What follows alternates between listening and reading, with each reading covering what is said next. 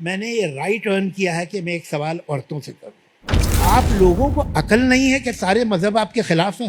آپ لوگ مردوں سے زیادہ دھرم مانتے ہیں. پرابلم یہ نہیں ہے، پرابلم میں بتاتا ہوں کیا. انہیں اچھا پتی نہیں ملتا اس لیے اچھا بھگوان ڈھونڈتی ہیں. ہر دھرم دنیا اینٹی ویمن، وہ عورتوں کو سیکنڈری سمجھتا ہے. ہر ریلیجن میں بیوی کو ایک سپورٹنگ کاسٹ میں لیا گیا ہے. آپ دشمنی کرتے ہیں اپنے بچوں سے بھی. ان سے 2 بیٹیاں پیدا ہوئیں اس کے فرحان کے، وہ ہاسپٹل میں جو فارم تھا اس میں ایک ہوتا تھا ریلیجن، اس کے آگے اس نے بغیر کسی تکلیف کے یا کوئی ریولوشنری بنے بغیر ناٹ اپلیکیبل لکھا. تو میرے بچے ٹوٹلی اے ریلیجس ہیں، ٹوٹلی. انہوں نے اپنی زندگی میں گھر میں کوئی ریلیجس بات دیکھی نہیں. مجھے یاد ہے فرحان 8 سال کا تھا، اور 8 سال کا بچہ بہت بڑا بچہ ہوتا ہے، یہ کوئی ایسا نہیں ہوتا گھٹنوں پہ چل رہا ہے. One day he came back from the school, مجھے اتنا کلیئرلی یاد ہے. تو وہ میرے پاس آیا بہت ہی حیرت سے سیدھا، آر وی مسلمس؟ دیکھیے جو آپ نے سوال کیا، اکثر اسکیپٹکس اور ایتھیسٹک مائنڈ سیٹ رکھنے والے اگنوسٹکس یا ملحدین کی جانب سے اس قسم کے اعتراضات اسلام پر کیے جاتے ہیں، اسلام کی فقہی جزیات کو بنیاد بنا کر. آپ نے یہ کہا ہے کہ ہم مسلمانوں کا یہ دعویٰ ہے کہ تاریخ انسانی میں عورت کو جو مقام و مرتبہ اور جو حقوق اسلام نے دیے ہیں وہ کوئی اور نہ دے سکا. اگر یہ بات درست ہوتی تو مین سلوٹر کی صورت میں عورت کی دیت مرد کی بنسبت آدھی کیوں رکھی گئی ہے؟ یعنی قتل خطا کی صورت میں اگر عورت غلطی سے قتل ہو جاتی ہے تو اس کی دیت کی مقدار 50 اونٹ ہے، اور اگر مرد قتل ہوتا ہے تو اس کی دیت کی مقدار 100 اونٹ ہے. تو مین سلوٹر کی صورت میں پینلٹی کے طور پر مرد کے بلڈ منی کی ویلیو عورت سے دگنی ہے. اس کا مطلب یہ ہوا کہ اسلام میں مرد کی بنسبت عورت کا مقام آدھا ہوا. اس اعتراض کا تسلی و تشفی بخش جواب عنایت فرمائیں. دیکھیے جب اسی مسئلے کی اصل حکمتوں اور مصلحتوں کو آپ سمجھیں گے تو آپ کو اندازہ ہوگا کہ اسلام نے اسی مسئلے کی روشنی میں عورت کو کس قدر بلند و بالا اور عرفہ و اعلیٰ مقام پر فائز کیا ہے. یہ ناقدین کی کم عقلی ہے، ان کی کج فہمی ہے، ان کی خام خیالی ہے. وہ نہ اس مسئلے کی حقیقت کو سمجھ پائے نہ اس کی حکمت کو سمجھ پائے. قتل خطا میں قصاص کا حکم نہیں ہے، صرف دیت ہے. اگر مرد ہو تو مقدار دیت 100 اونٹ ہے، اور عورت کے قتل میں اس کی دیت کی مقدار مرد کی دیت کا نصف ہے، یعنی 50 اونٹ ہے. اور اس پر تمام صحابہ کرام علیہم رضوان اور مذاہب اربعہ کا اجماع ہے. دیکھیے قرآن کریم میں سورۃ النساء میں اللہ جل وعلا ارشاد فرماتا ہے وَمَنْ قَتَلَ مُؤْمِنًا خَطَأً فَتَحْرِيرُ رَقَبَةٍ مُؤْمِنَةٍ وَدِيَةٌ مُسَلَّمَةٌ إِلَىٰ أَهْلِهِ إِلَّا أَن يَصَّدَّقُوا. فرمایا جس نے کسی مسلمان کو بغیر ارادے کے، غیر ارادی طور پر بلا قصد قتل کر دیا تو اس پر لازم ہے کہ وہ ایک مسلمان غلام یا باندی کو آزاد کرے، اور اس کے وارثوں کو دیت ادا کی جائے گی سوائے اس کے کہ وہ معاف کر دیں. اور اس پر متعدد احادیث پیش کی جا سکتی ہیں. امام بیہقی نے السنن الکبریٰ میں روایت فرمایا ہے عن معاذ بن جبل عن النبی صلی اللہ تعالی علیہ وآلہ وسلم قال دیت المرأة نصف دیت الرجل. سیدنا معاذ بن جبل رضی اللہ تعالیٰ عنہ روایت فرماتے ہیں کہ نبی کریم صلی اللہ تعالی علیہ وآلہ وسلم نے ارشاد فرمایا کہ عورت کی دیت کی مقدار مرد کی دیت کا نصف ہے. اسی طرح سنن النسائی اور سنن نبی داؤد کی حدیث ہے نبی کریم صلی اللہ علیہ وآلہ وسلم نے ارشاد فرمایا کہ جو بطور خطا قتل کر دیا جائے اس کی دیت 100 اونٹ ہے. اور دیگر احادیث سنن النسائی کی حدیث ہیں، سنن الدارقطنی کی حدیث اور مصنف عبد الرزاق کی حدیث کی روشنی میں فقہاء کرام نے اس بات کو ثابت کیا ہے اور اس پر اجماع نقل کیا ہے. یہ مسئلہ اجماعی ہے کہ عورت کی دیت کی مقدار مرد کی دیت کا نصف ہے. اور نبی کریم صلی اللہ علیہ وآلہ وسلم کی صریح احادیث کے علاوہ سیدنا مولا علی کرم اللہ وجہ الکریم کا ارشاد بھی سماعت فرما لیں. السنن الکبریٰ میں امام بیہقی رحمہ اللہ روایت فرماتے ہیں عن علی رضی اللہ تعالی عنہ انہ قال دیت المرأة علی النصف من دیت الرجل فی الکل. تو ابتداءً میں اس بات کی تنقیح کرنا چاہوں گا کہ اس بات پر تو مذاہب اربعہ کا اجماع ہے کہ عورت کی دیت کی مقدار مرد کی دیت کا نصف ہے. یہی موقف سیدنا مولا علی کرم اللہ وجہ الکریم اور تمام صحابہ کرام علیہم رضوان کا اس بات پر اجماع ہے. امام ابن قدامہ رحمہ اللہ المغنی میں ارشاد فرماتے ہیں قال ابن المنذر وابن عبد البر اجمع اہل العلم على ان دیت المرأة نصف دیت الرجل. الامام ابو بکر محمد بن ابراہیم بن المنذر اور الحافظ محمد بن عبد البر نے ارشاد فرمایا ہے کہ اس بات پر اہل علم کا اجماع ہے کہ عورت کی دیت کی مقدار مرد کی دیت کا نصف ہے. وقال الشافعي في لم أعلم مخالفا من أهل العلم قديما ولا حديثا في أن دية المرأة نصف دية الرجل وذلك 50 من الإبل. امام شافعی رحمہ اللہ ارشاد فرماتے ہیں کہ میں نے لم اعلم مخالفا من اہل العلم قدیما ولا حدیثا، میں نے قدیم اور جدید اہل علم میں سے کسی کو اس بات سے اختلاف کرتے ہوئے نہیں پایا، یعنی کسی کو اس بات کا مخالف نہیں پایا کہ عورت کی دیت کی مقدار مرد کی دیت کا نصف ہے اور وہ 50 اونٹ ہیں. یہ امام شافعی رحمہ اللہ ارشاد فرما رہے ہیں. یہ آپ تمام مذاہب کے اقوال سماعت فرما لیں. اسی طرح امام قرطبی رحمہ اللہ نے الجامع لاحکام القرآن میں اس بات پر علماء کا اجماع نقل کیا ہے کہ عورت کی دیت کی مقدار مرد کی دیت کا نصف ہے. اور اسی طرح الانصاف میں علاء الدین ابو الحسن علی بن سلیمان المرداوی الحنبلی وہ بھی یہی ارشاد فرماتے ہیں کہ عورت کی دیت کی مقدار مرد کی دیت کا نصف ہے اور اس میں کسی کا کوئی اختلاف نہیں. اور اسی طرح شوافع کے دیگر علماء محرر مذہب امام شافعی رحمہ اللہ الامام النووی رحمہ اللہ روضۃ الطالبین نے ارشاد فرماتے ہیں کہ عورت کی دیت کی مقدار مرد کی دیت کا نصف ہے. اور امام مالک رحمہ اللہ فرماتے ہیں کہ عورت کی دیت مرد کی دیت کا نصف ہے. اور احناف کی تمام کتب فقہ میں یہ عبارات موجود ہیں، آپ کو بڑی آسانی سے یہ تمام عبارات مل جائیں گی. بدائع الصنائع میں الامام الکاسانی الحنفی رحمہ اللہ ارشاد فرماتے ہیں کہ اس بات پر تو تمام صحابہ کرام علیہم رضوان کا اجماع ہے.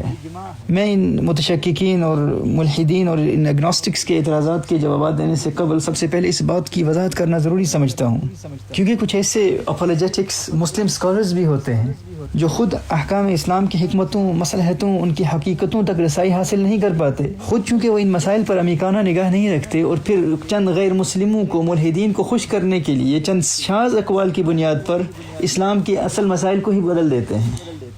ہم ان کی نیت پر شک نہیں کرتے، وہ کسی کو دین اسلام کی طرف راغب کرنے، دین اسلام کی طرف مائل کرنے، انہیں قائل کرنے کی نیت سے بھی، انہیں متاثر کرنے کی نیت سے بھی ممکن ہے کہ وہ کسی اچھی نیت کی بنیاد پر یہ دعویٰ کر رہے ہوں کہ کہیں کو غیر مسلم یہ نہ سمجھ لے کہ اسلام میں عورت کا مقام نصف انسان کا ہے. لیکن اس کا یہ مطلب نہیں ہے کہ آپ ان کو متاثر کرنے کے لیے اسلام کے اجماعی مسائل کو ہی بدل دیں جو قرآن و سنت سے ثابت ہیں اور اجماعی امت اور اجماعی صحابہ کرام علیہم رضوان سے ثابت ہیں، جس پر تمام امت کا مذاہب اربعہ کا اجماع ہے. فقط کسی غیر مسلم کو قائل کرنے کی نیت سے ہم یہ نہیں کہہ سکتے کہ اسلام میں مرد کی دیت اور عورت کی دیت میں فرق ہی نہیں ہے. قتل خطا کی صورت میں عورت کی دیت کی مقدار مرد کی دیت کا نصف نہیں ہے، برابر ہیں. یہ دعویٰ تو انسان کو مبتدع بنا دیتا ہے، یہ بدعہ ہے، یہ بدعت ہے، گمراہی ہے، سراسر اسلام کے اجماعی مسائل سے انحراف ہے. اگر ہم خود سمجھ نہیں پا رہے تو اس کا یہ مطلب نہیں کہ ہم اسلام کے احکام ہی کو بدل دیں گے. وہ ہے نا کہ خود بدلتے نہیں قرآن کو بدل دیتے ہیں. ان غلاموں کا یہ مسلک ہے کہ ناقص ہے کتاب کہ سکھاتی نہیں مومن کو غلامی کے طریق. خود بدلتے نہیں قرآن کو بدل دیتے ہیں، ہوئے کس درجہ فقیہان حرم بے توفیق. حلقہ شوق میں وہ جرت اندیشہ کہاں، آہ محکومی و تقلید و زوال تحقیق. ہند میں حکمت دین کوئی کہاں سیکھے، نہ کہیں لذت کردار نہ افکار عمیق. تو اس لیے میں نے سب سے پہلے اس بات کی وضاحت کر دی کہ یہ مسئلہ اجماعی ہے، یاد رکھیں اس میں کوئی تبدیلی نہیں لا سکتا. ہاں آپ کہیں سے کوئی شاذ قول اٹھا لیں تو ان کا کوئی اناملس اقوال کا کوئی اعتبار نہیں ہوتا. قرآن و سنت، اجماع صحابہ اور مذاہب اربعہ کا اس بات پر اجماع ہے کہ عورت کی دیت کی مقدار مرد کی دیت کا نصف ہے. تو اب جب اس بات کی وضاحت ہو گئی تو اب آئیے آپ کے ایکچوئل کوسچن کے جواب کی طرف میں آتا ہوں. دیکھیے اسلامی قوانین اور شریعت مطہرہ کے حوالے سے لوگوں کے دلوں میں شکوک و شبہات پیدا کرنے والے ان تمام نام نہاد اور ان سو کالڈ انلائٹن روشن خیال ایتھیسٹک مائنڈ سیٹ رکھنے والوں سے صرف اتنا پوچھیے گا آپ کہ قتل خطا کی صورت میں مقتول مرد کی دیت جو 100 اونٹ مقرر کی ہے اسلام نے، کیا وہ 100 اونٹ مرد اپنے ساتھ جنت میں لے کے جائے گا؟ وہ ملیں گے کس کو؟ وہ دیے کس کو جائیں گے؟ یا وہ جو عورت قتل ہوئی ہے کیا وہ 50 اونٹ اپنے ساتھ آخرت میں لے کے جائے گی؟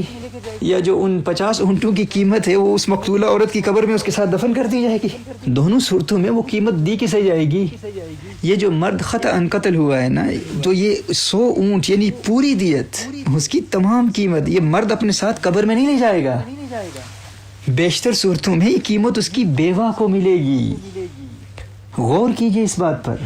اگر عورت قتل ہوئی ہے تو وہ 50 اونٹ اپنی قبر میں اپنے ساتھ لے کر نہیں جائے گی، نہ اس کی قیمت اپنے ساتھ لے کے جائے گی. وہ نصف دیت، وہ 50 اونٹ یا ان 50 اونٹوں کی قیمت اس کے ہسبینڈ کو دی جائے گی.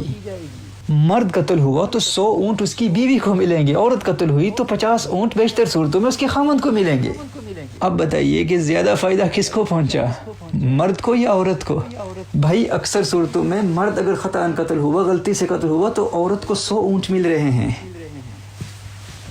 اور قتل خطا کی صورت میں اگر عورت قتل ہوئی تو مرد کو 50 اونٹ مل رہے ہیں۔ کس کا فائدہ زیادہ ہے؟ یہاں ظاہری طور پر تو عورت کو دگنا فائدہ مل رہا ہے، مرد کو نصف مل رہا ہے، اور آپ کہہ رہے ہیں کہ اسلام میں عورتوں پر ظلم ہوتا ہے، ان کی حق تلفی ہو رہی ہے۔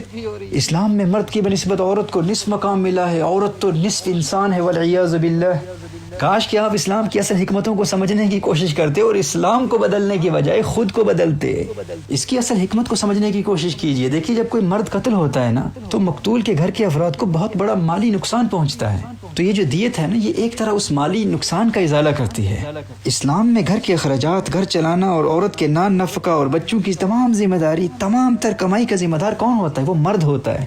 عورت کی بنسبت مرد کی موت کے بعد فائنینشلی، اقتصادی طور پر خاندان کو زیادہ نقصان پہنچتا ہے، کیونکہ جس نے محنت و مزدوری کر کے، ملازمت کر کے یا کاروبار کر کے گھر کے اخراجات چلانے ہیں، گھر کا خرچہ اٹھانا ہے، جب وہی قتل ہو گیا ہے تو اب گھر میں روٹی کون لائے گا؟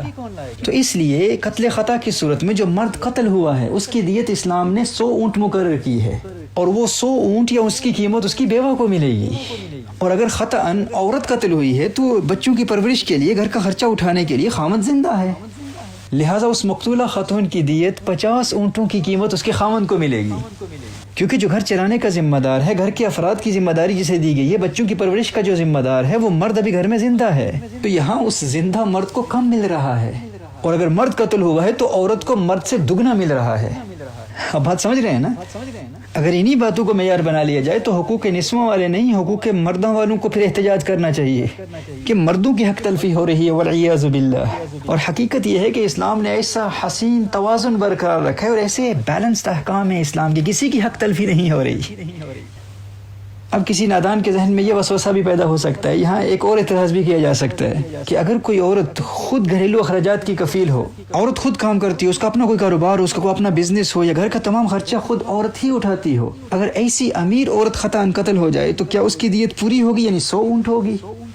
تو یاد رکھیے اگر عورت مالدار بھی ہو، اس کا اپنا کاروبار بھی ہو، وہ ملازمت کرتی ہو، تو بھی اسلام نے عورت کو یہ آزادی دی ہے، یہ فریڈم عورت کو حاصل ہے اسلام میں کہ وہ اپنی دولت اپنے گھر پر خرچ کرے یا نہ کرے، یہ اس کی اپنی مرضی ہے، وہ اس حوالے سے آزاد ہے۔ اگر وہ اپنی ویلتھ اپنی فیملی پر خرچ کرتی ہے، اپنے بچوں پر خرچ کرتی ہے، گھر چلانے میں مدد کرتی ہے، یہ اس کی طرف سے اس کے خاوند پر احسان ہے۔ She is doing a favor upon her husband. She will be rewarded for that. She has an additional reward for that. This is not her responsibility. If she is spending on her children, on her family members, then Allah Jalla wa Ala will bless her with extra reward. Even if she has her own business, she has a lot of wealth, she won't be held accountable for not feeding her children.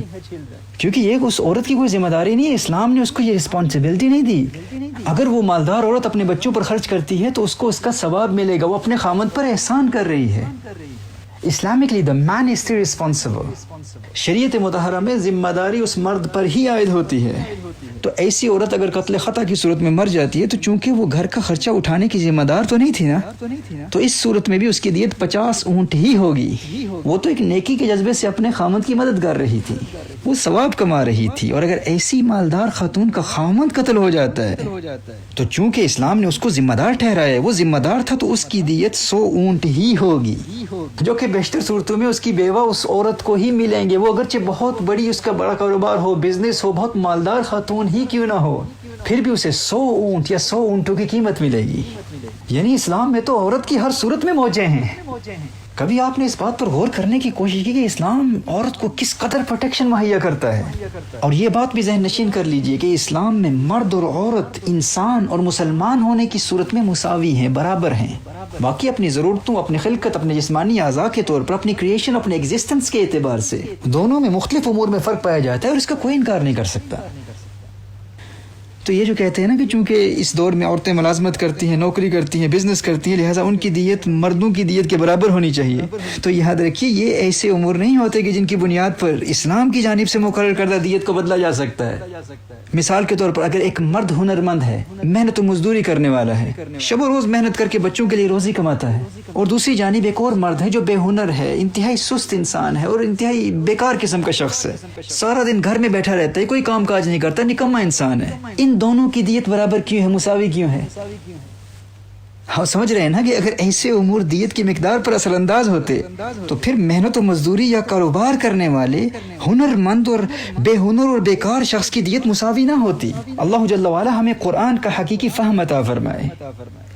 ابھی تو میں نے یہاں چند حکمتیں بیان کیا، اس میں بے شمار حکمتیں ہیں، لیکن ان مسائل کی حقیقت اور ان کی حکمتوں کو نہ سمجھنے کی بنیاد پر ایک ایکسٹریم تو وہ ہے جنہوں نے اسلام پر اعتراض کرنا شروع کر دیا کہ اسلام میں عورت کا مقام مرد کی بنسبت نصف ہے، اور دوسری ایکسٹریم ان اپالوجیٹکس، ان نادانوں کی ہے کہ جنہوں نے چند شاذ مرجوح اور مردود اقوال کی بنیاد پر صحابہ کرام علیہم رضوان اور مذاہب اربعہ کے اس اجماعی موقف ہی کا انکار کر دیا، اور یہ ثابت کرنے کی کوشش کی کہ اسلام میں عورت کی دیت کی مقدار مرد کی دیت کے برابر ہے، ان میں کوئی فرق ہی نہیں ہے، جبکہ عورت کی نصف دیت کا مسئلہ اجماعی ہے۔ اس پر صحابہ کرام علیہم رضوان اور مذاہب اربعہ کا اجماع ہے، اور اس کا انکار گمراہی ہے۔ یاد رکھیے جو صحابہ کرام علیہم رضوان کا اجماع ہوتا ہے نا، اگر صحابہ کرام علیہم رضوان کا اجماع قولی ہو تو صحابہ کرام علیہم رضوان کا قولی اجماع احادیث متواترہ کی طرح قطعی ہوتا ہے، اور ایسے اجماع کے انکار کو علماء نے کفر قرار دیا ہے۔ اور صحابہ کرام علیہم رضوان کا ایسا اجماع جس میں بعض صحابہ کرام علیہم رضوان کی نص ہو اور بعض کا سکوت ہو، جسے اصطلاح میں صحابہ کرام علیہم رضوان کا اجماع سکوتی کہتے ہیں، وہ بھی قطعی ہوتا ہے، لیکن وہ ایسا قطعی نہیں ہوتا کہ جس کا انکار کفر ہو۔ اجماع سکوتی کا منکر کافر نہیں ہے، وہ ضال ہے، وہ مبتدع ہے، وہ گمراہ ہے، بد مذہب ہے۔ اس لیے عوام تو عوام، بہت سارے اہل علم کے لیے بھی احتیاط انتہائی ضروری ہے ان مسائل میں۔ جو چند حکمتیں ہماری سمجھ میں نہیں آتی تو ان کی بنیاد پر ہم دین اسلام کے اصولوں کو ہی بدلنے کی کوشش کرتے ہیں، احکام کو ہی بدل دیتے ہیں، جبکہ حکمتوں کی بنیاد پر احکام کو نہیں بدلا جا سکتا۔ امام شاطبی فرماتے ہیں نا، ان الاحکام تدور علی العلل وليس علی الحکم، احکام کا مدار علتوں پر ہوتا ہے، حکمتوں پر نہیں ہوتا۔ بہت ساری حکمتیں ایسی ہوتی ہیں ہماری سمجھ میں نہیں آتی۔ کون ہے جو یہ دعویٰ کر سکتا ہے کہ ہم اللہ جل وعلا کے تمام احکام کو بھی سمجھتے ہیں اور ان تمام احکام کی حکمتوں کو بھی سمجھتے ہیں؟ کیا یہ ممکن ہے ہمارے لیے؟ کسی کے لیے بھی کیا یہ ممکن ہو سکتا ہے؟ میں نے اپنے ماضی کے لیکچرز میں آج سے 10-12 سال پہلے اس بات پر بہت تفصیلی کلام کیا ہے، غالباً فلسفہ احکام کے ٹائٹل سے۔ اور یہ بھی یاد رکھیں کہ جب بھی کوئی ملحد غیر مسلم شریعت مطہرہ کے چند احکام پر انگشت تنقید اٹھاتے ہوئے یہ کہتا ہے کہ میں اللہ جل وعلا کے وجود کو نہیں مانتا، یا میں اسلام کو اس لیے نہیں مانتا کہ اسلام کے فلاں مسائل میرے سمجھ میں نہیں آتے، شریعت مطہرہ کا فلاں مسئلہ میرے لیے غیر معقول ہے اور انصاف کے اصولوں کے خلاف ہے، یا اسلام کے حوالے سے کی جانے والے تمہاری کلیمز اور تمہارے دعوے میں اور فلاں فقہی جزیات میں مجھے تضادات اور کنٹرڈکشنز نظر آتی ہیں، حکمتوں کو سمجھنے سے قاصر ہوں، اس لیے میں اسلام ہی کا انکار کرتا ہوں اور اللہ جل وعلا کے وجود ہی کو نہیں مانتا۔ تو ایسے ایتھیسٹک مائنڈ سیٹ رکھنے والے، ایسے ملحدین، ایگنوسٹکس یا اسکیپٹکس کے ساتھ فقہی جزیات اور ان کی حکمتوں کی بنیاد پر گفتگو کا آغاز کبھی بھی نہیں کرنا چاہیے۔ ایسے لوگوں سے گفتگو کا آغاز سب سے پہلے اللہ جل وعلا کے وجود پر کرنا چاہیے کہ اللہ جل وعلا کے وجود پر ہمارے پاس کیا کیا دلائل ہیں، اور ان کے پاس عدم وجود باری تعالیٰ پر کیا کیا دلائل ہیں، اور اس میں وہ پلینٹفس ہیں، وہ مدعی ہیں، عدم وجود باری تعالیٰ پر دلیل وہ پیش کریں۔ ہمیشہ مدعی، کلیمنٹس، پلینٹفس انہی کو بنائیے۔ اس پر میں اپنے ماضی کے لیکچرز میں بہت تفصیلی کلام کر چکا ہوں کہ اگر ہم اللہ کے وجود پر دلیل دے رہے ہیں تو ہم ان پر احسان کر رہے ہیں، ہم ان پر فیور کر رہے ہیں، وہ پلینٹفس ہیں، وہ کلیمنٹس ہیں، ہم ڈیفینڈنٹس ہیں۔ ایسے منکرین سے گفتگو کا آغاز ہمیشہ اللہ جل وعلا کے وجود پر کیجئے، اللہ جل وعلا کا وجود اور اللہ جل وعلا کی ذات اور صفات پر کلام کیجئے۔ جب وہ اللہ کے وجود کو مان لیں گے اور اللہ کی صفات کو مان لیں گے، اس بات کو تسلیم کر لیں گے کہ اللہ جل وعلا علیم ہے، اللہ جل وعلا حکیم ہے، اللہ جل وعلا خبیر ہے، اللہ جل وعلا سب حکمتوں کو جانتا ہے، جب وہ اللہ جل وعلا کی لازوال قدرت کو مان لیں گے، اللہ کی ان لمیٹڈ پاور کو مان لیں گے، اللہ کی عظیم صفات کو مان لیں گے، تو پھر وہ الٹیمیٹلی اللہ جل وعلا کی حکمتوں کو بھی تسلیم کر لیں گے، کیونکہ وہ اللہ کو الحکیم مانتے ہیں، اس کی صفات کو مانتے ہیں، اور اپنی کم فہمی کی بنیاد پر اپنے علم کی لیمیٹیشنز، اپنے ریسٹرکٹڈ نالج کو تسلیم کرتے ہوئے اللہ جل وعلا کی حکمتوں کو بھی الٹیمیٹلی تسلیم کر لیں گے، کیونکہ وہ اللہ کو الحکیم مانتے ہیں۔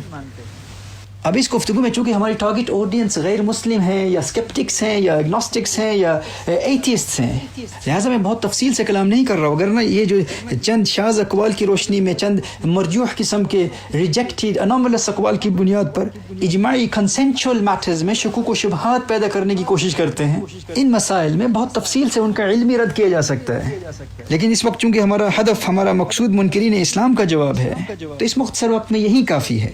اور جو لوگ اپنے طور پر اچھی نیت سے بھی ملحدین کو خوش کرنے کے لیے اسلامی اجماعی مسائل کو بدلنے کی کوشش کرتے ہیں، ان سے یہ گزارش ہے کہ اتنی محنت اگر آپ اسلام کے مسائل کی حقیقت اور ان کی حکمتوں کو سمجھنے میں کرتے تو غیر مسلم آپ کی خود اعتمادی، آپ کی وثوق، آپ کے یقین اور آپ کے تسلط سے متاثر ہو کر اسلام کی حکمتوں کو بھی سمجھتے اور اسلام قبول بھی کر لیتے۔ یہ میرا اپنا ذاتی تجربہ ہے کہ اکثر وہ مسائل جن کو بنیاد بنا کر ملحدین غیر مسلم اسلام پر اعتراض کرتے ہیں، اگر قرآن و سنت کی حکمتوں کا فہم رکھنے والا کوئی حقیقی عالم اگر انہی مسائل کی اصل حکمتوں کو سمجھ کر احسن طریقے سے سمجھائے اور ان کی لاجیکل ریزنز کو بیان کرے تو انہی مسائل کی حکمتوں سے متاثر ہو کر وہی غیر مسلم اسلام قبول کر لیں۔ اور ہمارا حال یہ ہے کہ دوسری طرف ہمارے بر صغیر پاک و ہند کے احساس کمتری کے مارے یہ عرب دنیا کے بیچارے نام نہاد مسلم انہی فقہی جزیات کو بنیاد بنا کر الہاد اور دہریت سے متاثر ہو کر کہہ رہے ہوتے ہیں ہمیں اسلام کی حکمتیں سمجھ میں نہیں آتی، بھئی یہ illogical باتیں ہیں، irrational باتیں ہیں۔ I don't believe in these Islamic rulings, they don't make sense to me, I find a lot of contradictions in them. How many true scholars of Islam have you approached? How many people have you met? Just because you have failed to understand the legal rulings of Al-Islam or the wisdoms of the juristic principles of Al-Islam, and because of your arrogance you're not willing to meet the ulama, the true scholars of Al-Islam, that doesn't mean that there are no explanations and there are no scholars. جب تم نے اہل علم سے پوچھنے کی کوشش ہی نہیں کی اور سوشل میڈیا کے کسی پلیٹ فارم پر کسی ایتھسٹ کی بات سن کر، کسی ملحد کی چند باتیں سن کر اپنی کم فہمی، کم علمی اور کم عقلی کی بنیاد پر ان کی چند باتوں سے متاثر ہو کر اسلام کے احکام ہی کا انکار کر دیا اور ان پر ناز کر رہے ہو اور ان اللہ کے دشمنوں کی آئیڈیالوجیز کو پروموٹ کرنے پر ناز کر رہے ہو، مٹاتے ہیں وہ ہم کو تو اپنا کام کرتے ہیں۔ حیرت تو مجھے ان پر ہے جو اس مٹنے پہ مرتے ہیں۔